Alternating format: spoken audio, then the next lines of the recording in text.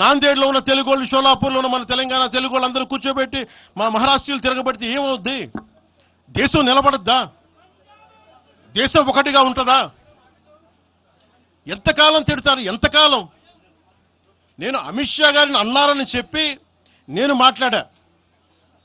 మాట్లాడగానే కూర్చోబెట్టి ఒక్కళ్ళు దానికి చిలవలు పలవలు చేసి నాకు తెలంగాణ అంటే పడదు, నాకు వీళ్ళంటే పడదు, వాళ్ళంటే పడదు, ఇన్ని సంవత్సరాలు 12 years కూర్చోబెట్టడం మేము ఒక చెరువుని కబ్జా చేసామంట.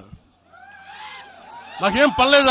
నిజంగా మీరన్నట్టుగా కబ్జా చేస్తే ఇల్లు తగలబెట్టారా? నాది వచ్చి మీరు ఉంచుతారా నన్ను? ఒక్కొక్కళ్ళు కూర్చోబెట్టి 111 జీవోలు ఏమేం చేశారు అటు చూసిపోండి, అటు చూడండి. నిజంగా ఈ రోజున తెలంగాణ రాష్ట్ర ముఖ్యమంత్రి గారికే చెప్తున్నా, రేవంత్ రెడ్డి గారికే చెప్తున్నా, ఆయనంటే నాకు ఇష్టం,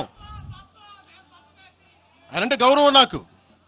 కానీ వారికే నేను చెప్తా ఉన్నా, తెలంగాణ ప్రభుత్వానికే చెప్తున్నా, పవన్ కళ్యాణ్ గనుక ఆ చెరువుని మీరు ఒక చెరువును ఆక్యుపై చేసుకున్నాడంటే సంతోషంగా చెప్తున్నా, ఈ రోజున తెలంగాణ ప్రభుత్వాన్ని రాసి ఇచ్చేస్తున్నారు.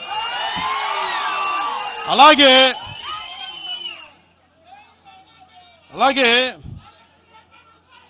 లెఫ్ట్ మేము వామపక్షవాదులు అని చెప్పి ఒక ఎనలిస్ట్ మాట్లాడతా, ఇది ఎలా ఉంటుందంటే ప్రపంచ కార్మికులారా ఏకం కండి అని చెప్పే వామపక్ష భావజాలం ఈ రోజున ప్రాంతీయతకు వచ్చింది. ఆ వామపక్ష భావజాలం చెప్పే వ్యక్తి అనలిస్ట్ ప్రకారం ప్రపంచ కార్మికులారా ఏకం కండి చెప్పే వామపక్ష భావజాలం ఈ రోజు ఎక్కడికి వచ్చింది? ఆయన చెప్పిన విధానం ప్రకారం ప్రాంతీయతకు వచ్చింది. కమ్యూనిజం ఎందుకు చచ్చిపోయిందంటే ఇలాంటి వాటి వల్ల చచ్చిపోద్ది. ఈరోజు గద్దర్ గురించి మాట్లాడతారు. బండెనక బండి కట్టి 16 బండ్లు కట్టి ఏ బండిలో పోతాం నైజాం సర్కార్ ఓడా అంటే అది ఈ రోజు మాకు వచ్చిన ప్రేమ కాదు. మాకు అది నా చిన్నప్పుడు చెప్పాను ఆ మాట, తర్వాత ఫస్ట్ మీటింగ్ లో చెప్పా. గద్దర్ గారు బతికున్నప్పుడు మీరందరూ ఏమయ్యారా? గద్దరన్న బతికున్నప్పుడు మీరందరూ ఎక్కడున్నారు? గద్దరన్న వెన్నులో బుల్లెట్లు దిగితే గద్దరన్న నా దగ్గరికి వచ్చాడు.